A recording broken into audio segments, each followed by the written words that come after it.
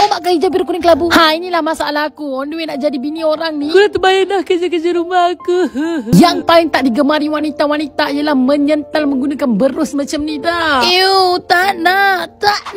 Sampailah aku dapat solution. Aku tak sangka dia banyak jenis berus juga rupanya ya. Dia like amazing. Benda ni aku yakin dia akan memudahkan kerja aku, mengelakkan tangan aku daripada kembang kecut, dan yang paling penting selamatkan pinggang aku. Walaupun aku baru 22 tahun tapi pinggang ni aduh. Cara pasang pun senang je, tak payahlah nak memerlukan lelaki. Kita ni hidup sebagai perempuan kena independent. Pasang-pasang, zap-zap, top-top dah siap. Apa yang paling best ditekan je lama-lama. Bukan satu level je, ada level 1, level 2, level 3. Sangat-sangat function ya anak-anak. Tak payah nak membongkok lah macam nenek si bongkok 3. Korang tengok diri santai-santai lah anakku sambil cuci tangan. Jangan main-main dia punya sentalan tu kuat je. Bukan sambil diri je, sambil duduk pun boleh ya anak-anak, kakak-kakak, emak-emak. So macam hari-hari nak cuci tangan. Sebab dia like macam satisfying sangat. Kepada nak jadi bini orang, kepada nak jadi mak orang tu pun korang kena ada benda ni. Memang sangat function tau. Grab je dekat beg kuning. Okay, bye-bye.